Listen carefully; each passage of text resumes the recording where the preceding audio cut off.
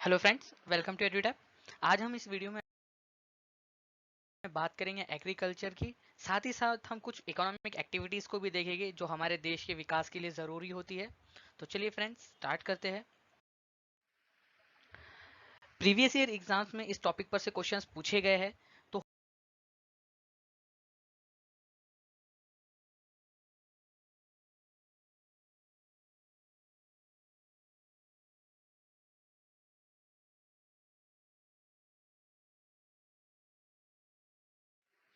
Hello friends, welcome to Edutap. आज हम इस वीडियो में बात करेंगे एग्रीकल्चर की। साथ ही साथ हम कुछ इकोनॉमिक एक्टिविटीज़ को भी देखेंगे जो हमारे देश के विकास के लिए ज़रूरी होती है। तो चलिए फ्रेंड्स, स्टार्ट करते हैं। प्रीवियस ईयर एग्जाम्स में इस टॉपिक पर से क्वेश्चंस पूछे गए हैं। तो हो सकता है कि आपके एग्जाम में भी इस टॉपिक पर से क्वेश्चन पूछे जाए। हमें प्रिपेयर्ड रहना है और इस टॉपिक को अच्छे से पढ़ना है। तो फ्रेंड्स, जैसे कि हमने बात की कि आज हम एग्रीकल्चर के बारे में पढ़ेंगे। तो सबसे पहले तो हम ये जान लेते हैं कि ये एग्रीकल्चर शब्द आया कहाँ से है। लैटिन भाषा में दो वर्ड है। एक है एग्री, जिसका मतलब होता है सॉइल, और एक है कल्चर, जिसका मतलब होता है कल्टीवेशन। इन दोनों शब्दों को मिलाकर हमारा शब्द बना है एग्रीकल्चर। एग्रीकल्चर मतलब हम जो सॉइल में कल्टीवेशन करते हैं उसे एग्रीकल्चर कहते हैं। अब देखिए फ्रेंड, एग्रीकल्चर की अगर हम डेफिनेशन को ब्रॉड करके बड़ा करके देखें तो इसमें सिर्फ क्रॉप्स उगाना, फ्रूट्स उगाना, वेजिटेबल्स उगाना, फ्लावर्स उगाना ही नहीं आता है, बल्कि इसमें एनिमल रेजिंग भी आती है। अगर आप पशुपालन कर रहे हो, आपके पास खेत है, आप खेती बाड़ी करते हो, साथ ही साथ आप एनिमल्स भी पालते हो, तो ये भी एग्रीकल्चर की ही कैटेगरी में आता है। तो आपको यहाँ पर में कंफ्यूज नहीं होना है कि सिर्फ क्रॉप उगाना, फ्रूट्स उगाना, वेजिटेबल्स की पैदावार करना सिर्फ यही एग्रीकल्चर कहलाता है, ऐसा नहीं है। अगर आप एनिमल को पाल रहे हो साथ ही साथ, तो ये भी एग्रीकल्चर की ही कैटेगरी में आता है। अगर हम हमारे इंडिया की बात करें फ्रेंड्स, तो आप जानते हो कि हमारा जो देश है वो कृषि प्रधान देश है। हमारे देश की करीब करीब 65% जो पॉपुलेशन है वो एग्रीकल्चर पर डिपेंडेंट है। और हमारे इकोनॉमी में भी एग्रीकल्चर बहुत ही इंपॉर्टेंट रोल प्ले करता है। अगर हम एग्रीकल्चर को फिशरीज और फॉरेस्ट्री के साथ में जोड़ दे, तो हमारे इंडिया का जो टोटल जीडीपी है, हमारे इंडिया जितना भी प्रोडक्शन करता है, ठीक है, साल भर में, उसका एक बहुत बड़ा हिस्सा इन तीनों से आता है। तो आप देख सकते हो फ्रेंड्स कि एग्रीकल्चर हमारे देश में कितना महत्वपूर्ण है। अब देखिए फ्रेंड्स, अलग अलग रीजन में अलग अलग लोगों द्वारा एग्रीकल्चर अलग अलग पद्धति से किया जाता है, अलग अलग मेथड से किया जाता है। तो चलिए एक एक करके इन सभी के बारे में भी हम इंफॉर्मेशन ले लेते हैं। अगर हम शिफ्टिंग एग्रीकल्चर की बात करें, जो कि एग्रीकल्चर का एक मेथड है, इसमें हम फॉरेस्ट के एक छोटे से हिस्से को क्लीन कर देते हैं, क्लियर कर देते हैं, वहां के जो पेड़ है उसे काट देते हैं, और यहाँ पर में हम खेती करते हैं। जैसे कि आप यहाँ इमेज में देख भी पा रहे होगे फ्रेंड्स, जब ये लैंड लेस फर्टाइल हो जाती है, इसकी फर्टिलिटी कम हो जाती है, यहाँ पर में ज्यादा अनाज नहीं उगता है, तो हम इसे ऐसे ही छोड़ देते हैं और दूसरी जगह पर फिर जाते हैं, वहां पर में पेड़ काटते हैं और वहां पर में फिर एग्रीकल्चर करते हैं। तो देखा फ्रेंड्स, हम क्या कर रहे हैं, यहाँ पर में शिफ्ट कर रहे हैं। एक जगह हमने एग्रीकल्चर किया, फिर यहाँ पर फर्टिलिटी कम हो गई, तो यहाँ पर छोड़ के हम दूसरे जगह पर चले गए। सो आपको बस इतना याद रखना है कि शिफ्टिंग एग्रीकल्चर में हम एक जगह पे फॉरेस्ट को क्लियर करते हैं, वहां के झाड़ों को जला देते हैं और काट देते हैं। जब यहाँ की फर्टिलिटी कम हो जाती है तो हम अगले अलग जगह पे चले जाते हैं। नेक्स्ट जो टाइप है फ्रेंड, वो है झूम कल्टीवेशन। झूम कल्टीवेशन भी शिफ्टिंग एग्रीकल्चर की तरह होता है। झूम कल्टीवेशन को हम स्लैश एंड बर्न कल्टीवेशन भी कहते हैं। देखिए फ्रेंड्स, यहाँ पर मैं झूम कल्टीवेशन की एक और स्पेलिंग भी लिखी जा सकती है, जैसे कि आप यहाँ पर मैं देख पा रहे होगे। हम JHUM भी लिख सकते हैं, JHOOM भी लिख सकते हैं। तो आपको ये चीज ध्यान में रखनी है, इसलिए मैंने यहाँ पर मैं आप लोगों के लिए लिख दिया है। सो झूम कल्टीवेशन जो है शिफ्टिंग एग्रीकल्चर का ही एक पार्ट है, और इसके अंदर इसे हम झूम कल्टीवेशन को हम स्लैश एंड बर्न कल्टीवेशन भी कहते हैं।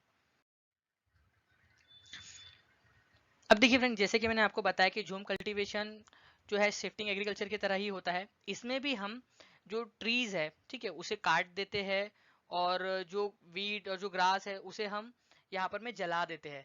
जब हम इसे जला देते हैं, तो ये जो बर्न हुई हुई जो रिमेन्स है, ठीक है, जो यहाँ पर में ऐश बच गई है, जो राख बच गई है, इसके वजह से जो लैंड है ये फर्टाइल हो जाती है। क्योंकि आप जानते हो कि हमने यहाँ पर में जो पेड़ है इसे जला दिया, तो सारे के सारे जो पेड़ के न्यूट्रिएंट्स है इस राख के अंदर होंगे, इस ऐश के अंदर होंगे। तो हम इस ऐश को यहीं पे रहने देते हैं, और इस ऐश की वजह से क्या होता है कि जो लैंड है ये और ज्यादा फर्टाइल हो जाती है, और ज्यादा उपजाऊ हो जाती है। जब ये लैंड फार्मिंग के लिए रेडी हो जाती है, तो अब हम इसको हल्का हल्का सा खोदते हैं, मतलब बहुत ज्यादा हम डीपली से प्लव्ड नहीं करते। प्लब मतलब बहुत डीपली खोदना, हम इसे डीपली नहीं खोदते, सिर्फ थोड़ा छोटा छोटा सा खोदते हैं और उसके अंदर में बीज हम डाल देते हैं, जिसकी वजह से ये जो पेड़ है फिर उगने लगता है। सो फ्रेंड्स, आपको बस इतना ध्यान में रखना है कि हम यहाँ पर में प्लफिंग नहीं करते, मतलब बहुत अंदर तक डिग नहीं करते, बस छोटा छोटा सा हम डिग करते हैं, यहाँ पर थोड़ा सा खोदते हैं और वहां पर में बीज डाल देते हैं। अब यहाँ पर में हमारी फसल उगाती है, जब हमारी एक फसल उगाती है तब हम इसे काट लेते हैं और इस लैंड को ऐसे ही यहाँ पर में छोड़ देते हैं और दूसरी लैंड की तरफ चले जाते हैं। सो फ्रेंड्स, यहाँ पर में जब हम एक बार इसके ऊपर में क्रॉपिंग कर लेते हैं तो थोड़े समय के लिए इस लैंड को ऐसे ही छोड़ देते हैं ताकि इसके ऊपर में और दूसरे झाड़ वगैरह उगाए, फिर हम इसे फिर से काटेंगे, फिर से इसे जला देंगे और फिर से इसका यूज करेंगे। सो आई होप फ्रेंड्स आपको झूम कल्टीवेशन समझ में आ गया है। अब देखिए फ्रेंड्स, ये जो झूम कल्टीवेशन है ये मेनली जो है वो नॉर्थ ईस्टर्न स्टेट्स में ज़्यादा किया जाता है, जैसे कि मिजोरम, नागालैंड, मणिपुर, मेघालय, असम। मिजोरम स्टेट में जब इसका कल्टीवेशन हो जाता है, झूम कल्टीवेशन के बाद में यहाँ के जो लोग हैं इसको सेलिब्रेट करते हैं। जब भी खेती इनकी हो जाती है और इसे काट लेते हैं तो ये लोग पफ सेलिब्रेट करते हैं और इनका एक स्पेशल डांस है, श्रीउ डांस जो है ये इसे परफॉर्म करते हैं। तो आपको ये चीज़ ध्यान में रखना है फ्रेंड्स कि मिजोरम के लोग इसे सेलिब्रेट भी करते हैं और ये एक स्पेशल टाइप का डांस है, छिरो डांस, इसे परफॉर्म करते हैं। अब इसका एक डिसएडवांटेज भी है। अब आप मुझे बताइए कि इसका डिसएडवांटेज क्या हो सकता है। देखिए, हम क्या कर रहे हैं, यहाँ पर में बार बार पेड़ों को काट रहे हैं ना, जंगल को खत्म कर रहे हैं, तो ये डिफोरेस्टेशन के ऊपर में बेस्ड होता है। मतलब ये पेड़ों को काट कर यहाँ पर में हम एग्रीकल्चर करें, जिसकी वजह से जो जंगल है वो कम होते जाते हैं, जिसकी वजह से इन्वायरमेंट के ऊपर में बहुत इफेक्ट पड़ता है, बायोडाइवर्सिटी पे इफेक्ट पड़ता है, जो एनिमल्स यहाँ जंगल में रहते हैं उनको नुकसान पहुंचता है। इसके और भी बहुत सारे डिसएडवांटेज हो सकते हैं। लेकिन फ्रेंड, एक इसका फायदा ये भी है कि यहाँ पर में हमें फर्टिलाइजर और पेस्टिसाइड्स का इस्तेमाल नहीं करना पड़ता है।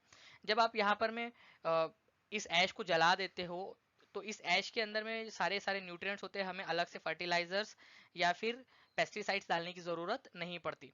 इसके साथ ही साथ फ्रेंड्स, आप यहाँ पर में एक से ज्यादा क्रॉप को भी एक साथ उगा सकते हो। ठीक है, ये लैंड इतनी फर्टाइल होती है कि आप यहाँ पर में एक से ज्यादा क्रॉप को एक साथ यहाँ पर में प्रोड्यूस कर सकते हो, उगा सकते हो। अब देखिए फ्रेंड्स, अलग अलग इलाके हैं जहाँ पर में झूम कल्टीवेशन को अलग अलग नामों से जाना जाता है। जैसे कि उड़ीसा, उड़ीसा में इसे पोंडू कहा जाता है। तो ऐसे ही फ्रेंड्स, अलग अलग कुछ स्टेट्स है जिनमें झूम कल्टीवेशन को अलग अलग नाम से जाना जाता है, तो चलिए उन्हें भी देख लेते हैं। अब देखिए फ्रेंड्स, बाइगा जो ट्राइब है, ठीक है, जो एमपी, यूपी, छत्तीसगढ़ और झारखंड में पाई जाती है, वो शिफ्टिंग कल्टीवेशन को बेवाड़ के नाम से जानते हैं। उसके बाद में जो नागा ट्राइब है, ठीक है, जो नॉर्थ ईस्टर्न स्टेट्स में पाई जाती है, इसे झूम कल्टीवेशन कहते हैं। मैंने आपको बताया कि झूम कल्टीवेशन है वो नॉर्थ ईस्टर्न स्टेट्स में पाया जाता है। फिर ये भुइया, ये आसाम और बिहार के जो ट्राइब है इसे दाही और कोमान कहते हैं। मैंने आपको बताया कि उड़ीसा, आंध्र प्रदेश और बिहार के जो आसपास के एरिया है, ठीक है, यहाँ पर में एक कोन ट्राइब है, इसे पोंडू कहते हैं। मारिया ट्राइब है जो कि बस्तर और छत्तीसगढ़ के इलाकों में पाई जाती है, इसे पेंडा कहते हैं। तो फ्रेंड्स, ये कुछ नाम है, आपको ध्यान में रखने हैं, हो सकता है एग्जाम में आपसे पूछ ले। अब देखिए फ्रेंड्स, इसी के ऊपर में बेस्ड एक क्वेश्चन आप लोगों से सीटीटी फरवरी 2015 में पूछा गया था। Question says, study the following statements about jhum farming practice in Mizoram. Mizoram में जो झूम फार्मिंग की जाती है उसके बारे में आपको बताना है कि इनमें से कौन सा स्टेटमेंट सही है। पहला से, after cutting one crop the land is left as it is for some years. और मैंने अभी आपको बताया फ्रेंड्स कि एक बार जब ये क्रॉप काट ली जाती है तो इस लैंड को थोड़े समय के लिए ऐसे ही छोड़ दिया जाता है। मतलब स्टेटमेंट नंबर 1 तो बिल्कुल सही है। तो अब देखिए, ऑप्शन नंबर 1 और ऑप्शन नंबर 4 यहाँ से एलिमिनेट हो गए, है ना, क्योंकि इन दोनों में ही स्टेटमेंट नंबर 1 नहीं दिया है। तो अब हमारा आंसर 1 और 3 दोनों में से ही होगा, सॉरी 2 और 3 में से ही होगा। तो इसे देख लेते हैं। द बॉम्बू और weeds which grow on the land are cut and burned. मैंने अभी आपको बताया कि जो लैंड के ऊपर में बम्बू रहते हैं, जो वीड रहते हैं, उन्हें वहां पर में कट किया जाता है और जला दिया जाता है और उसकी ऐश को वही रहने दिया जाता है। तो ये भी बिल्कुल सही है। The land is deeply ploughed before sowing the seeds. अब देखिए फ्रेंड्स, मैंने अभी आपको बताया कि जब लैंड फार्मिंग के लिए तैयार हो जाती है तब हम इसे डीपली पफ नहीं करते या बहुत गहरा नहीं खोदते। हम इस पर सिर्फ थोड़ा सा डिग करते, थोड़ा सा ही खोदते हैं और उसी में बीज डाल देते हैं। हम इसे डीपली प्लफ नहीं करते, बहुत गहरा नहीं खोदते। तो जो स्टेटमेंट नंबर 3 है ये गलत है। अब फ्रेंड्स, स्टेटमेंट नंबर 4 से, in one farm there are 3 or 4 different types of crops are grown. मैंने अभी आपको बताया फ्रेंड्स कि ये जो लैंड होती है ये बहुत ज्यादा फर्टाइल होती है और हम इसमें एक से ज्यादा जो क्रॉप है वो उसे ग्रो कर सकते हैं, तो ये बिल्कुल सही है। Chemical fertilisers and pesticides are also used as per need. देखिए फ्रेंड्स, ये गलत है। मैंने अभी आपको बताया कि केमिकल फर्टिलाइजर्स और पेस्टिसाइड्स का यहाँ पर में कोई काम नहीं है, यहाँ पर में इसकी जरूरत ही नहीं पड़ती। सो हमारा यहाँ पर में सिर्फ पॉइंट नंबर 1, पॉइंट नंबर 2 और पॉइंट नंबर 4 सही है, इसीलिए हमारा आंसर हो जाएगा यहाँ पर में ऑप्शन नंबर 2। नेक्स्ट जो हमारा एग्रीकल्चर का टाइप है फ्रेंड, वो है सबसिस्टेंस फार्मिंग। ये देखिए, ये एक इस तरह की फार्मिंग है जहां पर में जो फार्मर्स है वो अपनी बेसिक ज़रूरतों को पूरा करने के लिए फार्मिंग करते हैं। यहाँ पर में कोई भी बड़ी बड़ी टेक्नोलॉजियों का इस्तेमाल नहीं किया जाता, बल्कि जो घर के लेबर होते हैं वही यहाँ पर में आउटपुट को क्रिएट करते हैं। फॉर एग्जाम्पल फ्रेंड, एक छोटा सा फार्मर है, उसके पास में छोटा सा खेत है, तो वो यहाँ पर में खेती बाड़ी करेगा अपने घर वालों के साथ में। यहाँ से अनाज उगाएगा, थोड़ा सा, थोड़ा खुद के पास रखेगा और थोड़ा घर बाजार में जाकर बेच देगा, बस इतना ही। तो जो छोटे लेवल पे फार्मिंग होती है उसे हम सबसिस्टेंस फार्मिंग कहते हैं, ये आपको ध्यान में रखना है। यहाँ पर में बहुत ज्यादा टेक्नोलॉजी का इस्तेमाल नहीं होता। आई होप फ्रेंड्स आपको सबसिस्टेंस फार्मिंग समझ में आ गया होगा। अगर आपको नहीं समझा है अभी भी, तो आप इस वीडियो को यहाँ पॉज करके जो आपकी स्क्रीन पर लिखा है आप एक बार पढ़ सकते हो। नेक्स्ट हमें पढ़ना है फ्रेंड इंटेंसिव फार्मिंग के बारे में। अब देखिए फ्रेंड, जो हमने लास्ट पढ़ा उसमें हमने देखा था कि किस तरह से जो फार्मिंग है वो स्मॉल एरिया में की जाती है और पर्सनल यूज के लिए की जाती है। बेसिकली किसान जो है वो अपनी ज़रूरतों को पूरा करने के लिए फार्मिंग करता है। लेकिन इंटेंसिव फार्मिंग इससे उल्टी होती है। इंटेंसिव फार्मिंग में हम बहुत ही बड़े लेवल पर फार्मिंग करते हैं, बहुत बड़े खेत में अनाज उगाते हैं। यहाँ पर में हम बहुत सारी टेक्नोलॉजीज का इस्तेमाल करते हैं। जनरली ये जो फार्मिंग होती है ये कमर्शियल पर्पस के लिए होती है, मतलब इससे जो भी हमें आउटपुट मिलेगा उसे हम मार्केट में सेल करेंगे, ओके, और यहाँ से प्रॉफिट कमाएंगे। तो जनरली जो ये इंटेंसिव फार्मिंग होती है ये प्रॉफिट ओरिएंटेड होती है, यहाँ से हमें मुनाफा कमाना होता है।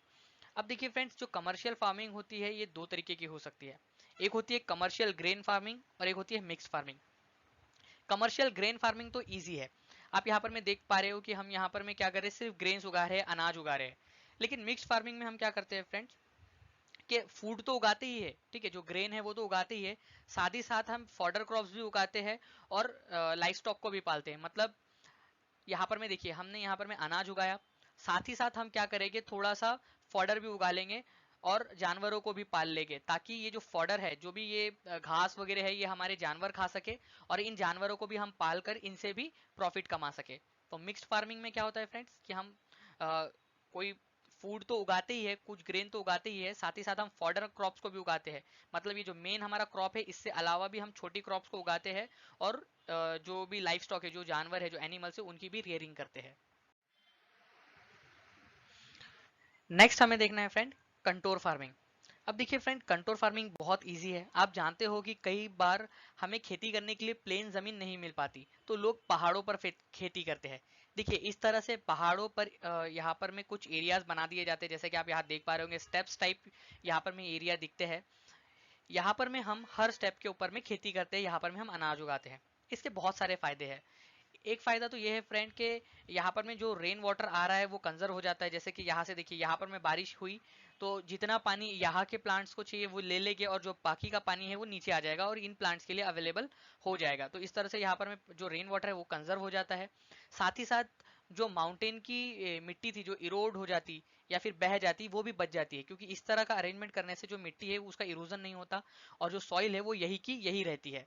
सो फ्रेंड्स, कंटोर फार्मिंग में हमने देखा कि किस तरह से हम यहाँ पर में माउंटेन के ऊपर में पैटर्न, रो पैटर्न्स बना देते हैं, ताकि हम यहाँ पर में खेती कर सके, यहाँ पर में सॉइल का इरोजन ना हो और जो रेन वाटर है उसे भी हम कंजर्व करके रख सके। नेक्स्ट जो एक तरह की फार्मिंग है फ्रेंड, वो है पेस्टोरियलिज्म। मैंने आपको बताया था फ्रेंड्स के एग्रीकल्चर मतलब सिर्फ अनाज उगाना, फ्रूट उगाना, फल उगाना नहीं है। अगर हम एग्रीकल्चर के साथ में लाइफ स्टॉक की रेयरिंग भी कर रहे हैं, पशुपालन भी कर रहे हैं, तो ये भी एग्रीकल्चर की कैटेगरी में ही आता है।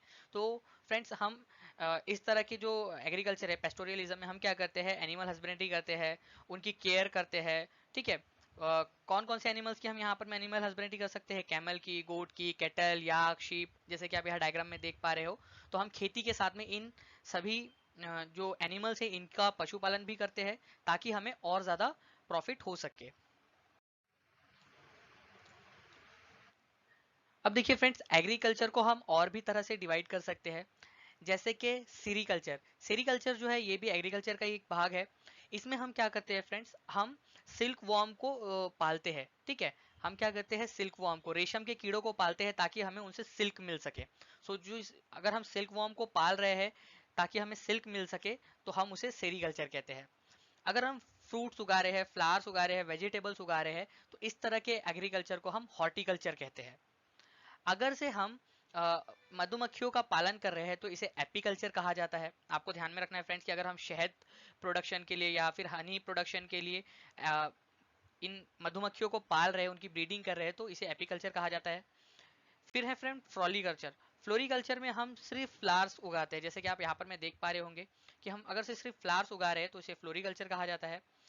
अगर से हम ट्रीज और श्रब्स उगा रहे हैं तो इसे एर्बोरिकल्चर कहा जाता है। ठीक है, आपने कई बार देखा होगा फ्रेंड्स कि लोग बड़े बड़े ट्रीज उगाते हैं और श्रब्स उगाते हैं। श्रब्स मतलब ऐसे पेड़ जिनमें कांटे होते हैं, जैसे कि कैक्टस एक्सेट्रा। सो ट्रीज और श्रब्स अगर से उगाए जा रहे हैं तो इसे एर्बोरिकल्चर कहा जाता है। वर्मी कल्चर मतलब फ्रेंड्स, अगर आप अर्थवॉर्म की रेयरिंग कर रहे हो, आपने देखा होगा कि कई सारे किसान जो है वो अर्थवॉर्म को पालते हैं ताकि उसे बेच सके, क्योंकि आप जानते हो कि अर्थवॉर्म जो है इसे किसानों का मित्र भी कहा जाता है, फार्मर्स फ्रेंड, क्योंकि ये मिट्टी को भुरभुरी करने में मदद करता है। तो कई सारे जो किसान हैं वो खेती बाड़ी के साथ में अर्थवॉर्म की रेयरिंग भी करते हैं। तो फ्रेंड्स, अगर से अर्थवॉर्म की रेयरिंग कर रहे हैं, अर्थवॉर्म को पाल रहे हैं, तो इसे वर्मी कल्चर कहा जाता है। फिर है फ्रेंड एक पिसीकल्चर। अगर से आप एग्रीकल्चर के साथ साथ में फिश भी पाल रहे हो, मत्स्य पालन भी कर रहे हो, तो इसे पिसीकल्चर कहा जाता है। तो कभी भी आपको कोई पर्सन दिखे या कहीं पे आपको मछली को पालते हुए लोग दिखे, तो आपको याद आना चाहिए कि ये जो एग्रीकल्चर है इसे हम पिसीकल्चर कहते हैं। सो फ्रेंड्स, ये कुछ इंपॉर्टेंट एग्रीकल्चर के टाइप है जो आपको ध्यान में रखने हैं। इसके ऊपर में बेस्ड कई सारे क्वेश्चन आपसे एग्जाम में पूछे जा सकते हैं। तो मैं आपको सजेस्ट करूंगा कि अगर आप मोबाइल में देख रहे हो फ्रेंड, तो प्लीज इसका एक स्क्रीनशॉट ले लीजिए। अगर आप डेस्कटॉप पर देख रहे हो तो एक इसकी इमेज ले लीजिए। अगर ये पॉसिबल ना हो तो आप इसे नोट डाउन करके रख लीजिए, ताकि आप इसे बार बार रिवाइज कर सके और इन सारी चीजों को याद कर सके। अब फ्रेंड्स, हम एग्रीकल्चर के बारे में पढ़ रहे थे, तो हम थोड़ा सा हमारे इंडियन एग्रीकल्चर के बारे में भी पढ़ लेते हैं। जैसे कि आप जानते हो फ्रेंड्स कि हमारा जो देश है वो कृषि प्रधान देश है। हमारे यहाँ की मैक्सिमम जो पॉपुलेशन है वो एग्रीकल्चर पर डिपेंडेंट है। सो फ्रेंड्स, हमारे इंडिया के एग्रीकल्चर के बारे में जान लेना भी बहुत ज़्यादा ज़रूरी हो जाता है। सो फ्रेंड्स, हमारा जो इंडिया है वो स्पाइसेस का लार्जेस्ट प्रोड्यूसर और कंज्यूमर है। ठीक है, हमारे यहाँ पर में बहुत सारे फ्रेंड्स, यहाँ पर में स्पाइसेस मसाले प्रोड्यूस किए जाते हैं, और ये अभी से नहीं, एंशियंट टाइम से हमारा इंडिया जो है वो मसालों का निर्यात कर रहा है, एक्सपोर्ट कर रहा है। बाहर के कई सारे देश है जो हमारे यहाँ से मसाले लेके जाते हैं, स्पेशली केरला और जो वेस्टर्न घाट्स के इलाके, वहां से बहुत सारे जो मसाले हैं वो बाहर के देश में एक्सपोर्ट होते हैं। उसी के साथ में फ्रेंड्स, हमारा जो इंडिया है वो फ्रूट प्रोड्यूसिंग के मामले में वर्ल्ड में सेकंड नंबर पे आता है। मतलब फ्रूट्स या फिर फल के उत्पादन में हमारा जो देश है वो दुनिया में सेकंड नंबर पर है। हम मिल्क प्रोडक्शन में फर्स्ट रैंक पर है। सबसे ज्यादा दूध जो है वो हमारे यहाँ पर में प्रोड्यूस होता है। आप जानते हो कि हमारे देश में एक वाइट रिवॉल्यूशन हुआ था, जिसके बाद से हमारे यहाँ पर में मिल्क का प्रोडक्शन बढ़ गया। उसके बाद में फ्रेंड्स, फिश प्रोडक्शन में हमारा देश सेकंड नंबर पे है। साथ ही साथ फ्रेंड्स, हमें यहाँ पर में एक और इन्फॉर्मेशन भी ले लेनी है। जैसे कि आप यहाँ पर में देख पा रहे हो फ्रेंड्स के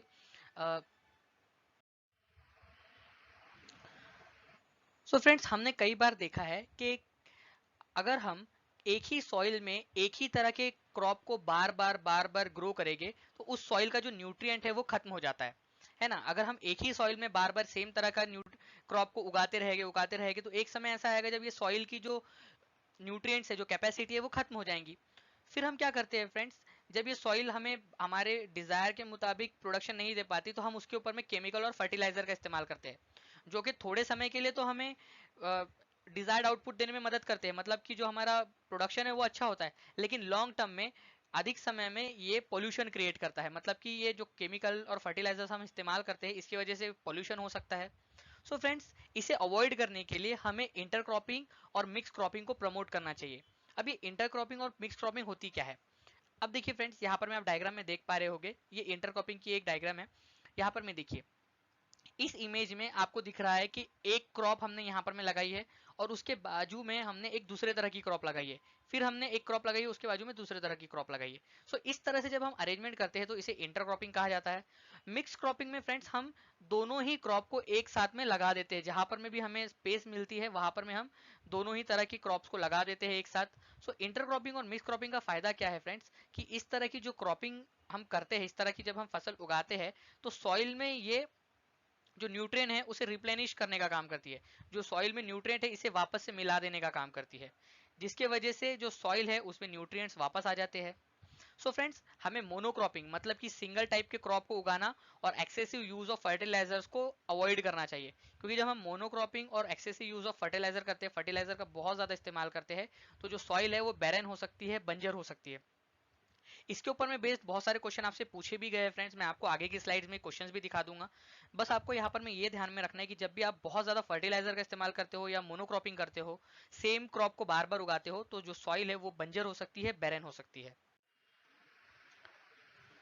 सो फ्रेंड्स, अभी फर्टिलाइजर्स की बात निकली थी तो चलिए थोड़ा सा फर्टिलाइजर्स के बारे में भी इन्फॉर्मेशन ले लेते हैं, ताकि अगर इसके ऊपर में बेस्ड कोई क्वेश्चन आपसे एग्जाम में पूछा जाए तो आप इसे अटेम्प्ट कर पाए। मैंने अभी आपको बताया फ्रेंड्स कि अगर हम बहुत ज़्यादा सॉइल का इस्तेमाल करते हैं तो इसमें जो न्यूट्रिएंट्स है वो खत्म हो जाते हैं, और इस सॉइल में हम फिर से न्यूट्रिएंट्स को मिलाने के लिए, मिनरल्स को मिलाने के लिए फर्टिलाइजर्स को ऐड करते हैं। अभी जो फर्टिलाइजर्स है ये कई तरह से हमें मिल सकते हैं, ये नेचुरली भी मिलते हैं और हम इसे सिंथेटिक तरीके से या फिर आर्टिफिशियली भी बना सकते हैं। कुछ जो फर्टिलाइजर है वो नेचुरल जो डिपॉजिट्स होते हैं अर्थ के उससे एक्सट्रैक्ट करते हैं, जैसे कि जो पत्ते हैं, जो झाड़ है, वो जमीन में यहाँ पर में गिरकर इनका डिग्रेडेशन हो जाता है और यहाँ पर में ह्यूमस बन जाता है, और इसी को हम एज अ फर्टिलाइजर हमारे प्लांट की जमीन में यूज करते हैं। कई बार फ्रेंड हम सिंथेटिकली भी बनाते हैं, जैसे कि यूरिया, अमोनियम नाइट्रेट, ये सभी के सभी जो है ये सिंथेटिक फर्टिलाइजर्स है। सो फर्टिलाइजर्स दो तरीके के हो सकते हैं, एक नेचुरल भी हो सकते हैं और एक हमारे सिंथेटिक भी हो सकते हैं। सो फ्रेंड्स, हमें हमेशा नेचुरल फर्टिलाइजर्स का इस्तेमाल करना चाहिए, ना कि सिंथेटिक का। हमें नेचुरल भी बहुत ज़्यादा इस्तेमाल नहीं कर सकते, लेकिन अगर हमारे पास में कोई चॉइस नहीं है तो हमें नेचुरल का ही इस्तेमाल करना चाहिए, सिंथेटिक फर्टिलाइजर्स को जनरली अवॉइड करने की कोशिश करनी चाहिए। अब देखिए फ्रेंड, एक क्वेश्चन आप लोगों से यहाँ पर में सीटीटी नवंबर 2012 में पूछा गया था। क्वेश्चन है कि growing the same crop over and using so many chemicals make the soil. अब आप मुझे इसका आंसर बताइए। मैं चाहता हूँ कि आप सभी लोग इस क्वेश्चन को अपने मन में अटेम्प्ट करें कि इसका आंसर क्या होना चाहिए। अगर आप बहुत ज्यादा केमिकल्स का इस्तेमाल करते हो और सेम क्रॉप को बार बार उगाते हो, तो इसमें से सॉइल के साथ में क्या हो सकता है?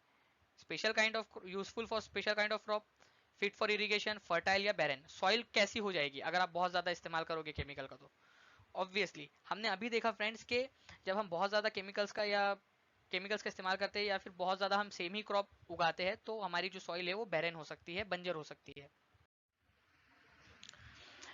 एक और क्वेश्चन फ्रेंड्स सीटीटी फरवरी 2015 में पूछा गया था। Question says a farmer is growing paddy crop over and over again. Okay, same crop है जो बार बार उगा रहा है और बहुत ज्यादा फर्टिलाइजर्स का इस्तेमाल कर रहा है। तो आपको बताना है कि सॉइल के साथ में यहाँ पर में क्या हो जाएगा। Useful for paddy crops only, fit for ploughing, ploughing मतलब खोदना होता है, बैरन या fertile for other crops also. तो फ्रेंड्स, अभी हमने देखा कि अगर आप एक ही तरह की क्रॉप उगाओगे और फर्टिलाइजर्स का बहुत ज्यादा इस्तेमाल करोगे तो आपकी जो लैंड है वो बैरन हो जाएंगी, आप उसको बहुत ज्यादा समय तक फिर इस्तेमाल नहीं कर पाओगे। हमारे इंडिया में क्रॉप्स को 3 पार्ट्स में डिवाइड किया गया है बेस्ड ऑन कि वो किस सीजन में उगाई जा रही है। फर्स्ट है खरीफ क्रॉप्स, सेकंड है रबी क्रॉप्स और थर्ड है जाइद क्रॉप्स। ठीक है, तो चलिए एक एक करके हम इन तीनों को डिटेल में समझते हैं। फर्स्ट है खरीफ क्रॉप्स। ऐसी क्रॉप्स जो रेनी सीजन में सॉन की जाती है, रेनी सीजन में उगाई जाती है, उसे हम खरीफ क्रॉप्स कहते हैं। ठीक है, अब आपको पता है कि रेनी सीजन होता है जून टू सितंबर। ठीक है, तो ऐसी क्रॉप्स जो जून टू सितंबर के बीच में उगाई जाती है उसे हम कहेंगे खरीफ क्रॉप्स। ठीक है, अब आपको ध्यान ये रखना है कि इसके एग्जाम्पल्स कौन कौन से हैं। जैसे कि पैडी में कौन कौन आ गया? राइस आ गया आपका, मेज, सोयाबीन, ग्राउंडनट, कॉटन एटसेट्रा, ये सारे के सारे खरीफ क्रॉप्स के एग्जाम्पल है। तो आपसे कभी भी एग्जाम में इसके एग्जाम्पल्स पूछे जा सकते हैं कि which of the following is the example of kharif crops. तो आपको जब तक एग्जाम्पल पता नहीं होंगे तो आप उसका आंसर नहीं दे पाएंगे। तो इसीलिए आई वुड एडवाइज यू कि आप इसे 2-3 बार बहुत अच्छे से पढ़ ले और एक बार लिख कर भी देख ले, ताकि आपके दिमाग में ये बहुत अच्छे से फीड हो जाए और कभी भी अचानक आपके सामने एग्जाम में ये क्वेश्चन आ जाए तो आप इसे इजीली सॉल्व कर पाए। ठीक है, तो हमने इसमें देखा कि खरीफ क्रॉप ऐसी क्रॉप्स होती है जो रेनी सीजन में उगाई जाती है। ठीक है, इसका पीरियड भी आपको ध्यान रखना है, जून टू सितंबर, और इसके एग्जाम्पल्स। ठीक है, तो ये चीजें हमें बहुत अच्छे से ध्यान रखनी है। नेक्स्ट है रबी crops.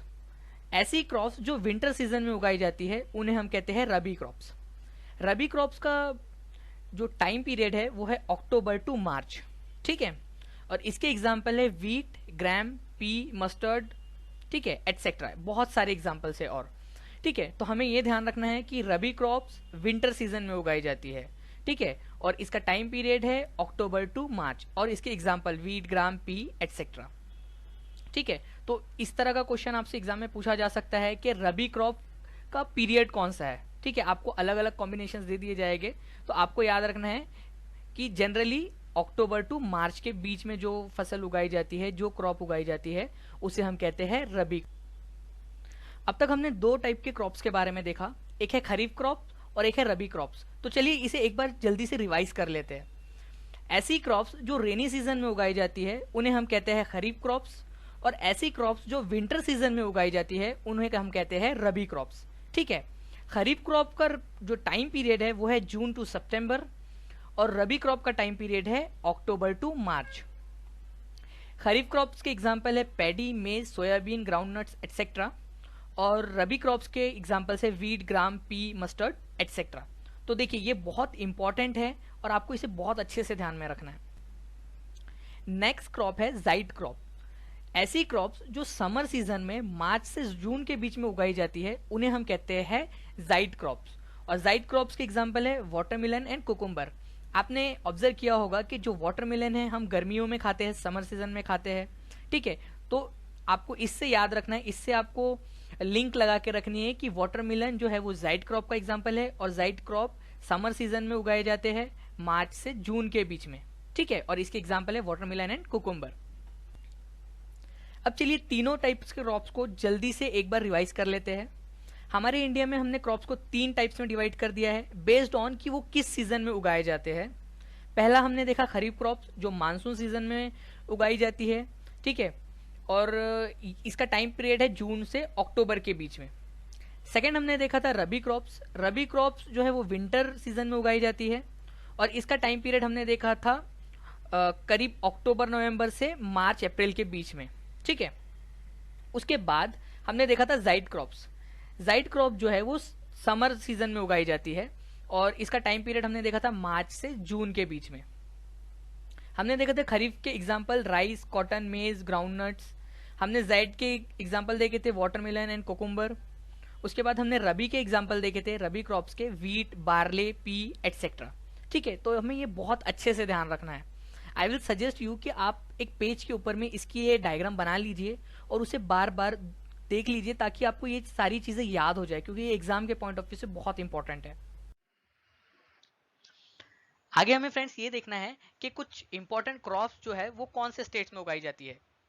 For example soybean. Soybean जो है मेनली महाराष्ट्र में प्रोड्यूस की जाती है। आप जानते हो कि जो चाय है, जो टी है, ये आसाम के इलाकों में प्रोड्यूस होती है। वहाँ का जो एटमॉस्फेयर है, वहाँ का जो क्लाइमेट है, वो टी प्रोडक्शन के लिए बहुत ज़्यादा फेवरेबल है। कॉफ़ी जो है वे कर्नाटका के इलाकों में उगाई जाती है। कॉटन गुजरात और विदर्भ के इलाकों में पाया जाता है। जूट वेस्ट बंगाल में। वीट, गेहूँ उत्तर प्रदेश में। मस्टर्ड राजस्थान में। जो मेज है वो आंध्र प्रदेश में। शुगर केन मतलब गन्ना जो है उत्तर प्रदेश में उगाया जाता है, और जो पल्सेस है, जो दाल है, वो महाराष्ट्र में उगाई जाती है। सो फ्रेंड्स ये कुछ इंपॉर्टेंट क्रॉप्स है और ये कुछ स्टेट्स है जहां पर में ये उगाई जाती है। तो ये चीज आपको ध्यान में रखना है, क्योंकि इनके ऊपर में बेस्ड क्वेश्चन आपसे पूछे जाते हैं। ऐसे ही फ्रेंड्स कुछ फ्रूट्स भी है जो कुछ पर्टिकुलर स्टेट्स में ही अधिकतर उगाए जाते हैं। जैसे कि ऑरेंज जो है वो पंजाब और महाराष्ट्र में ज़्यादातर उगाए जाते हैं। जैसे आप जानते होंगे कि महाराष्ट्र का नागपुर जो है वो ऑरेंजेस के लिए फेमस है। गुआवा जाम जो है वो मध्य प्रदेश में उगाया जाता है। एप्पल हिमाचल प्रदेश में और जम्मू कश्मीर के भी कई सारे इलाकों में पाए जाते हैं। ग्रेप्स महाराष्ट्र में। बनाना महाराष्ट्र, पाइनएप्पल वेस्ट बंगाल, लीची जो है वो बिहार में उगती है, ठीक है, जैसे आप यहाँ देख पा रहे होगे। कैशू नट्स जो है वो गोवा में उगाए जाते हैं। सो फ्रेंड्स, ये जो इंपॉर्टेंट फ्रूट्स है, इन्हें आपको ध्यान में रखना है कि ये कौन से स्टेट्स में ज्यादातर उगाए जाते हैं। ऐसे ही फ्रेंड्स कुछ स्पाइसेस भी है और उनके प्रोड्यूसिंग स्टेट्स, ये आपको ध्यान में रखने हैं। जैसे कि पेपर जो है वो केरला में उगाया जाता है, कैरडामोन जो है वो भी केरला में उगाया जाता है, जिंजर अदरक आंध्र प्रदेश में बहुत ज्यादा उगाई जाती है, हल्दी भी आंध्र प्रदेश में उगाई जाती है, चिली मिर्ची जो है वो आंध्र प्रदेश में उगाई जाती है, कोरिएंडर जो है ये भी राजस्थान में उगाया जाता है, क्लोव लौंग ये केरला में उगाई जाती है। केरला फ्रेंड्स बहुत ज्यादा फेमस है स्पाइसेस के प्रोडक्शन के लिए। सेफ्रॉन, ठीक है, सेफ्रॉन जो है ये जम्मू कश्मीर में उगाया जाता है, केसर जिसे हम कहते हैं। गार्लिक हरियाणा में उगाया जाता है, अजवाइन बिहार में उगाई जाती है, मस्टर्ड उत्तर प्रदेश में, क्यूमीन राजस्थान में, और अनीसीड जो है वो पंजाब में, और कैलेरी जो है ये उत्तर प्रदेश में। सो फ्रेंड्स, ये जो इंपॉर्टेंट स्पाइसेस है ये आपको ध्यान में रखने हैं, क्योंकि ये आपसे एग्जाम में पूछे जाएंगे। क्योंकि आप जानते हो कि हमारा इंडिया जो है वो स्पाइसेस का बहुत बड़ा एक्सपोर्टर है, हमारे इंडिया से बहुत ज़्यादा जो स्पाइस है, जो मसाले है वो निर्यात होते हैं। सो बहुत ज़्यादा चांसेस है कि आपसे स्पाइसेस के बारे में क्वेश्चन पूछ लिया जाए। नेक्स्ट हमें पढ़ना है फ्रेंड्स क्लॉथ्स के बारे में। आप जानते हो कि हमारे घरों में जो बेडशीट यूज होती है, जो कर्टेन्स यूज होते हैं, जो ब्लैंकेट यूज होते हैं, ये सभी के सभी क्लॉथ से मिलके बने होते हैं, कपड़े से बनते हैं। और ये कपड़े किस चीज से बनते हैं? ये कपड़े बनते हैं फाइबर्स से। और ये फाइबर्स क्या होते हैं? फाइबर्स के कौन कौन से टाइप होते हैं? आपने कॉटन का नाम सुना होगा फ्रेंड्स। कॉटन एक फाइबर है जिसे हम हिंदी में कपास भी कहते हैं। उसके बाद में वुलन एक फाइबर है, सिल्क एक फाइबर है जो कि सिल्क वॉर्म से मिलता है। उसी के साथ साथ में पॉलिस्टर, नाइलॉन ये भी फाइबर है। सो फ्रेंड्स, फाइबर के बहुत सारे प्रकार है और इन फाइबर्स को हम दो पार्ट में बांट सकते हैं। एक है नेचुरल फाइबर और एक होता है सिंथेटिक फाइबर। अगर से कोई फाइबर हमें एनिमल से या फिर प्लांट से मिल रहा है तो हम उसे नेचुरल फाइबर कहते हैं। For example cotton, jute, silk, wool, ये सभी के सभी हमें या तो एनिमल से मिलते हैं या तो प्लांट से मिलते हैं, इसीलिए हम इसे नेचुरल फाइबर कहते हैं।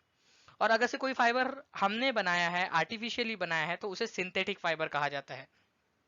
सो फ्रेंड्स, आई होप आपको समझ गया है कि फाइबर के दो प्रकार होते हैं। एक होता है नेचुरल फाइबर। नेचुरल से ही क्लियर है हमें कि ये हमें या तो एनिमल से मिलता होगा या प्लांट से मिलता होगा। एग्जाम्पल है कॉटन, जूट, सिल्क, वुल एटसेट्रा। और सिंथेटिक फाइबर ऐसे फाइबर होते हैं जो कि इंसानों ने बनाए हैं, जो पहले से नेचर में एग्जिस्ट नहीं करते। फॉर एग्जाम्पल पॉलिस्टर, नायलॉन, इसके बाद में रेयन, एक्रिलिक, ये सभी के सभी सिंथेटिक फाइबर के एग्जाम्पल है। तो चलिए फ्रेंड, एक एक करके हम इन सभी फाइबर के बारे में इंफॉर्मेशन लेते हैं। सबसे पहले हम नेचुरल फाइबर से स्टार्ट करते हैं। नेचुरल फाइबर में सबसे पहला जो फाइबर हमें पढ़ना है वो है कॉटन। आप जानते हो फ्रेंड्स कि जहां पर में भी ब्लैक सॉइल होती है और वार्म क्लाइमेट होता है, वहां पर में कॉटन के प्लांट ग्रो करते हैं। फॉर एग्जांपल गुजरात के इलाकों में, विदर्भ के इलाकों में, मध्य प्रदेश के इलाकों में यहाँ पर में ब्लैक सॉइल पाई जाती है, काली मिट्टी पाई जाती है, और यहाँ का क्लाइमेट भी वार्म है, तो इसीलिए यहाँ पर में कॉटन के प्लांट ग्रो करते हैं। और इस तरह से आप देख सकते हो यहाँ पर में कॉटन प्लांट पर फ्रूट लगते हैं, जैसे ये आप देख पा रहे होंगे, इसे फ्रूट्स कहा जाता है। ये कॉटन के बॉल है। इन बॉल को हैंड पिक किया जाता है, मतलब हाथ से तोड़कर जमा किया जाता है और उसके बाद में इसे फाइबर में कन्वर्ट किया जाता है। सो फ्रेंड्स, आई होप आपको समझ गया होगा कि कॉटन कैसे उगते हैं और कहाँ उगते हैं। तो कॉटन ब्लैक सॉइल पर उगते हैं, वार्म क्लाइमेट में उगते हैं। इस तरह से कॉटन के बॉल लगते हैं झाड़ पर, और इन कॉटन बॉल्स को हम हाथ से निकालते हैं, हाथ से निकाल कर जमा करते हैं और फिर इन्हें फाइबर में कन्वर्ट किया जाता है, धागों में कन्वर्ट किया जाता है। जो कॉटन है फ्रेंड्स, मेनली जो है वो क्लॉथ इंडस्ट्री में इस्तेमाल होता है। जैसे कि आप देख पा रहे हो कि ये बहुत सारी चीज़ें कॉटन से बनती है। हमारे घर के पिलो हो या फिर चादर हो, कपड़े हो, ये सभी के सभी जो है ये कॉटन से बनते हैं। साथ ही साथ फ्रेंड, हॉस्पिटल में जो बैंडेज होती है, जैसे कि आप यहाँ देख पा रहे होगे, ये भी कॉटन से ही बनी हुई होती है, ताकि जो वाउंड है, जो वुंड है, उसे कोई भी खतरा ना हो, वो इजीली रिपेयर हो जाए। नेक्स्ट टाइप का जो फाइबर है फ्रेंड वो है जूट। जूट जो है ये एक प्लांट है, जूट प्लांट, उससे ऑब्टेंड होता है, जैसे कि आप यहाँ देख पा रहे होगे फ्रेंड। उसके बाद में ये रेनी सीजन में कल्टीवेट किया जाता है। रेनी सीजन जब बारिश का मौसम होता है तब यहाँ ये उगता है, और जनरली ये वेस्ट बंगाल, बिहार और असम, इन इलाकों में ज्यादा पाया जाता है फ्रेंड्स। और फ्रेंड्स ये बहुत ज़्यादा फायदेमंद है, बहुत ज़्यादा मजबूत होता है, इसीलिए इसे गोल्डन फाइबर भी कहा जाता है। तो आपको ध्यान में रखना है कि गोल्डन फाइबर किसे कहा जाता है। सो गोल्डन फाइबर जूट को कहा जाता है, ये चीज़ आपको ध्यान में रखना है, ये फैक्ट बहुत ज़्यादा इंपॉर्टेंट है। अब फ्रेंड्स यहाँ पर मैं 2-3 चीज़ें आपको याद रखनी है जो इंपॉर्टेंट है, वो ये है कि जो जूट है वो जूट प्लांट से मिलता है, रेनी सीजन में उगाया जाता है, और वेस्ट बंगाल, बिहार और असम ये यहाँ पर में ज़्यादा पाया जाता है। अब देखिए फ्रेंड्स, जो जूट का प्लांट है हमने देखा कि बिहार, वेस्ट बंगाल, असम इन इलाकों में पाया जाता है और रेनी सीजन में उगता है। अब रेनी सीजन में ये इसीलिए उगता है क्योंकि इसे ग्रो करने के लिए बहुत ज़्यादा वाटर की ज़रूरत पड़ती है, बहुत ज़्यादा पानी इसे प्रोवाइड करना पड़ता है, और इसीलिए ये रेनी सीजन में उगता है, क्योंकि रेनी सीजन में आपको पता है कि रेनी सीजन में बहुत सारा पानी अवेलेबल होता है, और वो कंडीशन इस जूट प्लांट की उगने के लिए फेवरेबल होती है। इसका इस्तेमाल फ्रेंड्स हम जूट के बैग्स बनाने के लिए, जैसे कि आपने ये बैग्स देखे होंगे इस तरह के जिसमें हम अनाज रखते हैं वो, उसके बाद में चेयर की कवरिंग बनाने के लिए, कारपेट बनाने के लिए, एरिया रग्स बनाने के लिए, बहुत सारी चीज़ें बनाने के लिए हम इसका इस्तेमाल करते हैं। नेक्स्ट है फ्रेंड वुल। वुल आप जानते हो फ्रेंड कि हमें शिप से मिलता है, और ये हमारे इंडिया में बहुत कॉमनली अवेलेबल भी है। देखिए इस तरह से हम क्या करते हैं, शिप के ऊपर में जो बाल होते हैं, जो वुल होता है, उसे हम यहाँ से निकाल लेते हैं, और इसे फिर बाद में प्रोसेस करके इसके धागे बनाकर हम चीज़ें बनाते हैं। नेक्स्ट फ्रेंड, हमें सिंथेटिक फाइबर्स के बारे में पढ़ना है। जैसे कि मैंने आपको बताया कि सिंथेटिक फाइबर ऐसे फाइबर्स होते हैं जो पहले से अवेलेबल नहीं थे, ये इंसानों ने आर्टिफिशियली बनाए हैं। ऐसे सभी फाइबर जो इंसानों ने बनाए हैं उन्हें सिंथेटिक फाइबर कहा जाता है। सिंथेटिक फाइबर में जो सबसे पहला टाइप हमें पढ़ना है वो है रेयॉन। अब देखिए फ्रेंड, रेयॉन जो है ये सबसे पहला सिंथेटिक फाइबर है जो इंसानों ने बनाया था। मैन मेड सबसे पहला फाइबर है रेयॉन। उसके बाद में फ्रेंड, जो रेयॉन है ये वुड पल्प से बनाया जाता है, जो लकड़ी है उसके पल्प से बनाया जाता है।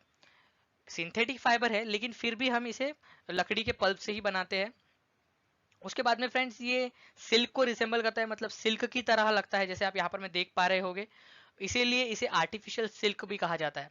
तो कभी भी अगर आपसे एग्जाम में पूछ लिया जाए कि which of the following fibre is also known as artificial silk, तो आपको पता होना चाहिए कि आर्टिफिशियल सिल्क हम रेयॉन को कहते हैं। Rayon is also known as artificial silk. ये सिल्क की तरह ही होता है लेकिन सिल्क के मुकाबले में बहुत सस्ता होता है। ओके, फ्रेंड्स, रेयॉन के बारे में हमने यहाँ पर में देखा कि रेयॉन को हम आर्टिफिशियल सिल्क भी कहते हैं। नेक्स्ट सिंथेटिक फाइबर है फ्रेंड नायलॉन।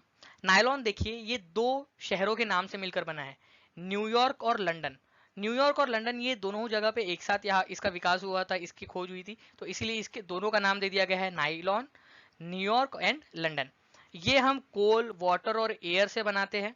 ये भी सिल्क की तरह दिखता है जैसे कि आप यहाँ देख पा रहे होगे, और बहुत ज़्यादा मजबूत होता है। आपने देखा होगा कि हम कई बार नायलॉन की रस्सियाँ बांधते हैं हमारे घरों में, जहाँ पर में हम कपड़े सुखाते हैं, या फिर किसी और काम के लिए भी हम नायलॉन की रस्सी का इस्तेमाल करते हैं। किसी चीज़ को हमें पुल करना है तो हम नायलॉन की रस्सी का इस्तेमाल करते हैं। उसी के साथ साथ में फ्रेंड्स, नायलॉन के क्लॉथ्स भी बनते हैं, ब्रश भी बनते हैं, कर्टेन, बैग्स, ये सारी चीज़ें हम नायलॉन से बना सकते हैं। नेक्स्ट है फ्रेंड पॉलिस्टर। पॉलिस्टर जो है ये बहुत स्ट्रांग होते हैं, ड्यूरेबल होते हैं, और इजीली ये रिंकल्ड नहीं होते। जैसे कि आप यहाँ पर में देख पा रहे होंगे फ्रेंड्स, अगर आप इन्हें मोड़ दोगे, कैसे भी रख दोगे, तो भी इनके ऊपर में रिंकल्स नहीं आते। साथ ही साथ फ्रेंड्स, ये पानी को एब्जॉर्ब नहीं करते। ओके, ये पानी को एब्जॉर्ब नहीं करते, ये भी चीज़ आपको ध्यान में रखना है फ्रेंड्स। इसीलिए हम इनका इस्तेमाल गारमेंट्स बनाने में, बेडशीट बनाने में करते हैं, ताकि जो पानी है वो अंदर ना जाए। हमारा जो नेक्स्ट सिंथेटिक फाइबर है फ्रेंड वो है एक्रिलिक। एक्रिलिक लाइट वेट और बहुत ही ज़्यादा सॉफ्ट होता है, इसीलिए इसका इस्तेमाल स्वेटर बनाने में, ट्रैक सूट बनाने में, या फिर जो हम जॉगिंग पे जाते हैं वैसे सूट बनाने के लिए इसका इस्तेमाल किया जाता है। फ्रेंड्स, आपको ये ध्यान में रखना है कि जो एक्रिलिक है ये लाइट वेट होता है और सॉफ्ट होता है, और इसका इस्तेमाल sweater, track suit, jogging suits, ये सारी चीज़ें बनाने में किया जाता है। तो चलिए फ्रेंड्स, अब हम कुछ इकोनॉमिक एक्टिविटीज़ के बारे में भी जान लेते हैं। अब देखिए फ्रेंड्स, इकोनॉमिक एक्टिविटीज जो है वो हमारे देश में हम 3 टाइप्स में बांट सकते हैं। एक है प्राइमरी एक्टिविटी, दूसरी है सेकेंडरी, और तीसरी है टर्शरी। एक एक करके हम इन तीनों के बारे में इंफॉर्मेशन लेते हैं। प्राइमरी एक्टिविटी जैसे कि इसके नाम से ही क्लियर है, ये नेचुरल रिसोर्सेज के ऊपर में डिपेंडेंट है। फॉर एग्जांपल आप एग्रीकल्चर कर रहे हो, फिशरी कर रहे हो, फॉरेस्ट्री कर रहे हो, एनिमल हस्बेंड्री, ये सभी के सभी नेचुरल चीजों पर डिपेंडेंट है। जब हम एग्रीकल्चर कर रहे हैं तो हम क्या कर रहे हैं, नेचुरली ही चीजों को प्रोड्यूस कर रहे हैं ना, तो ये प्राइमरी एक्टिविटी के अंदर में आएगा। उसके बाद में फिशरी, अगर आप फिश को पकड़ रहे हो या फिश को पाल रहे हो तो ये भी आप नेचुरली ही कर रहे हो, कोई आप बाहर से चीज तो वहां पर में इन्वेस्ट नहीं कर रहे, तो ये भी प्राइमरी एक्टिविटी के अंदर में आएगा। अगर आप एनिमल हस्बेंड्री कर रहे हो, पशुपालन कर रहे हो, तो ये भी प्राइमरी एक्टिविटी के अंदर में आता है। नेक्स्ट हमें देखना है फ्रेंड्स सेकेंडरी एक्टिविटीज के बारे में। सेकेंडरी एक्टिविटीज ऐसी एक्टिविटीज होती है जिसमें हम नेचुरल प्रोडक्ट का इस्तेमाल करके उन पर प्रोसेस करके इन्हें चेंज कर देते हैं। For example manufacturing activities. अब देखिए मैन्युफैक्चरिंग में आप यहाँ पर मैं देख सकते हो फ्रेंड्स कि ये सारी चीजें बनाई गई है। जब हमने ये सारी चीजें बनाई है तो हमने क्या किया, हमने माइनिंग करके खदानों से ये जो रॉ मटेरियल है इसे निकाला, इसको प्रोसेस किया, इसको हमने गर्म किया, इसको पिघलाया, इसके ऊपर में काम किया और हमने इसे किसी और चीज में ही बदल दिया। अगर आप ये ट्रक को बना रहे हो, ठीक है, तो ये सेकेंडरी एक्टिविटी के अंदर में आता है, क्योंकि आपने ऐसी चीज का इस्तेमाल किया जो कि नेचुरली पाई जाती है। आपने वो नेचुरली चीज को निकाला और नेचुरली चीज के ऊपर में प्रोसेस किया, उसके ऊपर में काम किया और उसे एक अलग ही चीज में बदल दिया। तो फ्रेंड्स आप आसानी से इस चीज को इस तरह से भी याद रख सकते हो कि सेकेंडरी एक्टिविटीज ऐसी एक्टिविटीज होती है जो प्राइमरी एक्टिविटीज के आउटपुट का इस्तेमाल करती है।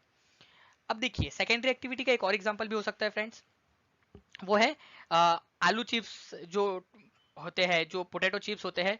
वो देखिए क्या होता है, जो किसान होते हैं वो पोटैटोज को प्रोड्यूस करते हैं, उगाते हैं, और जो ये पोटैटो चिप्स की फैक्ट्रीज होती है वो क्या करती है, प्राइमरी एक्टिविटी मतलब कि वो उस पोटैटो को लेती है, उस पोटैटो को लेकर उसके ऊपर में एक्टिविटी प्रोसेस करती है, उसे काटती है, उसे गर्म करती है, उस पर सॉल्ट डालती है, उसे पैक करती है और फिर उसे बेचती है। तो ये जो सारी मैन्युफैक्चरिंग हुई है, ये जो सारी प्रोसेसिंग हुई है, इसे हम सेकेंडरी एक्टिविटी के अंदर में रख सकते हैं। फिर है friend tertiary activities. Tertiary activity में ना तो हम कोई इस चीज को प्रोड्यूस करते हैं, ना ही उसके ऊपर में कोई प्रोसेस करते हैं, बल्कि हम यहाँ पर में हमारी सेवाएं देते हैं। ठीक है, हम हमारी सर्विसेज देते हैं। जैसे कि ट्रांसपोर्ट, ट्रांसपोर्ट में आप कोई चीज प्रोड्यूस नहीं कर रहे हो, है ना, ना ही चीज आप कोई उगा रहे हो, ना कोई बना रहे हो, ना ही आप किसी चीज की मैन्युफैक्चरिंग कर रहे हो, बल्कि आप आपकी सर्विसेज दे रहे हो। कम्युनिकेशन, हम टेलीफोन पर बात करते हैं तो ये भी एक सर्विस सेंटर सर्विसेज में आता है। बैंकिंग, बैंकिंग सर्विसेज में आता है, टर्शरी एक्टिविटी है। उसके बाद में जो ट्रेड है, स्टोरेज है, ये सभी के सभी टर्शरी एक्टिविटी के अंदर में आता है। इवन फ्रेंड जब मैं आपको पढ़ा रहा हूँ तो मैं आपको सर्विसेज दे रहा हूँ। ओके, आप एडुटैप से पढ़ रहे हो, ग्रेडअप से, आप एडुटैप से जब पढ़ रहे हो फ्रेंड्स, तो आप यहाँ पर मैं क्या ले रहे हो, एडुटैप की सर्विसेज आप ले रहे हो। ओके, सो ये भी टर्शरी एक्टिविटीज के अंदर में ही आता है। अब देखिए फ्रेंड्स इकोनॉमिक एक्टिविटीज के अंदर में बहुत सारे लोग होते हैं, उनके अलग अलग रोल होते हैं। सो एक एक करके हम इनके बारे में भी थोड़ी सी इन्फॉर्मेशन ले लेते हैं, क्योंकि हो सकता है कभी आपसे एग्जाम में इसके ऊपर में पूछ लिया जाए। हो सकता है आपसे पूछ लिया जाए कि जो कॉबलर होता है उसका काम क्या होता है। ठीक है, कॉबलर किसे कहते हैं, तो कॉबलर एक ऐसा पर्सन होता है जो शू, ठीक है, जो चप्पल जूते होते हैं उसे रिपेयर करता है, उन्हें बनाता है, उसे कॉबलर कहते हैं हम। फिर मैकेनिक कौन होता है, मैकेनिक ऐसा होता है जो मोटरसाइकिल को, कार को, इन सारी चीजों को रिपेयर करता है। ब्लैक स्मिथ जो है वो आयरन को मोल्ड करता है, लोहे की चीजें बनाता है। इंजीनियर एक ऐसा पर्सन होता है जो चीजों को इन्वेंट करता है, डिजाइन करता है, एनालाइज करता है, बिल्ड करता है। ठीक है, तो ये सारी चीजें करता है। फिर डॉक्टर आप जानते हो पेशेंट को ट्रीट करता है। लेबर, पोस्टमैन, टीचर, ये सारी चीजों को फ्रेंड्स आप लोगों को ध्यान में रखना है। एक बार आप यहाँ पर मैं वीडियो को पॉज कर लीजिए और इसे इन सारी चीजों को एक बार पढ़ लीजिए ताकि ये सारी चीजें आपको याद हो जाए। ऐसे ही फ्रेंड्स कुछ और प्रोफेशंस भी है, यहाँ पर मैं आप देख सकते हो। मैं यहाँ पर मैं सारी रीड आउट नहीं करूंगा क्योंकि पहले ही वीडियो जो है आई थिंक अराउंड 42-45 मिनट्स का बन चुका है, और ज़्यादा लंबा हो जाएगा। तो मैं आप लोगों को यहाँ पर मैं सजेस्ट करूंगा कि आप प्लीज़ इस वीडियो को यहाँ पर मैं पॉज कीजिए, इन सारे प्रोफेशंस को पढ़ लीजिए और याद रखिए कि कौन सा प्रोफेशन कौन सी चीज़ से रिलेटेड होता है। तो फ्रेंड्स आप यहाँ पर में इसका स्क्रीनशॉट भी ले सकते हो या इसे नोट डाउन कर सकते हो, और नोट्स में ये सारी चीज़ें आपको डीप में दी गई है, आप इसे नोट्स में भी पढ़ सकते हो। नोट्स से पढ़ने से आपको एक फायदा है फ्रेंड्स कि आपको सारी चीज़ें वहाँ पर में लिखी हुई होती है, तो आप इन्हें डीप में पढ़ सकते हो। ऐसे ही फ्रेंड्स कुछ फेमस स्पोर्ट्स पर्सनैलिटीज भी है जिन्हें आपको ध्यान में रखना है। जैसे कि दीपा करमरकर जो है ये जिमनास्ट है, बहुत फेमस है, बहुत अच्छा जिमनास्ट करती है ये। ओलंपिक के अंदर में बहुत अच्छा परफॉर्म किया है इन्होंने। मेजर ध्यानचंद जो है हॉकी से रिलेटेड थे, बहुत ही अच्छा हॉकी खेलते थे। आप जानते हो कि हमारे इंडिया में हॉकी के ये बहुत बड़े खिलाड़ी माने जाते हैं। सचिन तेंदुलकर, MS धोनी, विराट कोहली, इनका परिचय देने की जरूरत नहीं है फ्रेंड, आप लोग जानते हो कि ये बहुत ही अच्छे क्रिकेटर्स है। सानिया नेहवाल, PV सिंधु, हमारे देश का बहुत नाम रोशन किया है इन्होंने बैडमिंटन में। सुशील कुमार, योगेश्वर दत्त, साक्षी मलिक, गीता फोगट, ये सभी के सभी रेसलिंग से रिलेटेड है। मैरी कॉम, कौन नहीं जानता है इन्हें। विजेंद्र सिंह, ये सभी के सभी बॉक्सिंग से रिलेटेड है। अभिनव बिंद्रा, जिन्होंने हमारे देश के लिए ओलंपिक में गोल्ड मेडल जीता था, शूटिंग से रिलेटेड है। PT उषा, एथलेटिक्स से रिलेटेड है, बहुत ही तेज भागती थी जब ये ओलंपिक में खेलती थी। उसके बाद में कर्नम मल्लेश्वरी, ठीक है, ये वेट लिफ्टिंग से रिलेटेड है। तो फ्रेंड्स, आपको ये कुछ चुनिंदा स्पोर्ट पर्सनैलिटी है, इनके नाम याद में रखने हैं, क्योंकि कभी भी आपसे इनके बारे में कोई इन्फॉर्मेशन पूछी जा सकती है। मैं आपको एक एग्जांपल दिखा देता हूँ आगे में, एक क्वेश्चन किस तरह से आपसे पूछा जा सकता था। अब देखिए फ्रेंड्स, ये करनाम मल्लेश्वरी है, ठीक है, ये वेट लिफ्टर है, जैसे कि मैंने अभी आपको पिछले स्लाइड में बताया। इनके बारे में मैं आपको एक इन्फॉर्मेशन दे देता हूँ, और इन्हीं से रिलेटेड एक क्वेश्चन पूछा गया था आपसे एग्जाम में, उसे भी हम डिस्कस कर लेंगे। तो करलाम मल्लेश्वरी जो है, ये वेट लिफ्टर है, जैसे मैंने आपको बताया। ये आंध्र प्रदेश से बिलोंग करती है, ठीक है, और इनके जो फादर थे ये कांस्टेबल थे, पुलिस कांस्टेबल थे। उन्होंने जब वो 12 साल की थी तब से ही वेट उठाना स्टार्ट कर दिया था, जब ये बहुत छोटी थी तब से ये वेट उठाना स्टार्ट कर दिया था। और इन्होंने करीब करीब 130 किलोग्राम का वेट लिफ्ट किया हुआ है, ठीक है। तो आप देख सकते हो इनका वेट तो 130 ग्राम नहीं, 130 केजी नहीं होगा, लेकिन उन्होंने उससे भी ज्यादा वेट उठाकर ये कीर्तिमान हासिल किया है। और अब तक करीब फ्रेंड्स ये 29 इंटरनेशनल इवेंट्स को जीत चुकी है। तो फ्रेंड्स, देखा आपने, हमने आपको इस तरह से सभी खिलाड़ी है उनकी इन्फॉर्मेशन होनी चाहिए। अब देखिए, इन्हीं के ऊपर में बेस्ड एक क्वेश्चन आपसे CTT फरवरी 2016 में पूछा गया था। Question says, consider the following statements about Karnam Malleswari. She is weight lifter of international fame. Okay, बिल्कुल सही, वेट लिफ्टर है। चलिए, इतना भी पता होता तो भी आप यहाँ पर में इसे अंदाजा लगा सकते। शी इज फ्रॉम कर्नाटका, नहीं, हमें पता है कि ये जो है ये आंध्र प्रदेश से बिलोंग करती है। She has many record to her credit, she could lift weight up to 130 kg, तो 130 किलो तक का वेट उठा सकती है, ये हमने देखा है। और इन्होंने 12 साल की उम्र से ही वेट उठाना स्टार्ट कर दिया था। सो फ्रेंड्स, यहाँ पर मैं सिर्फ स्टेटमेंट नंबर 2 को छोड़कर सभी सही है, तो हमारा आंसर हो जाएगा ऑप्शन नंबर 3। 1, 3 और 4 स्टेटमेंट यहाँ पर में सही है। तो फ्रेंड्स, इस तरह से कुछ आपको बेसिक इन्फॉर्मेशन होनी चाहिए जो आपसे एग्जाम में पूछी जा सकती है। सो फ्रेंड्स, इस तरह से हमने यहाँ पर में हमारा ये टॉपिक भी क्लियर कर लिया है। अगर आपको अभी भी कोई डाउट हो तो आप एडुडेप से पूछ सकते हो, एडुडेप की टीम आपकी हेल्प के लिए हमेशा रेडी है। फ्रेंड्स, आपको जो भी इन्फॉर्मेशन की वीडियोस में प्रोवाइड की गई है, जो नोट्स में प्रोवाइड की है,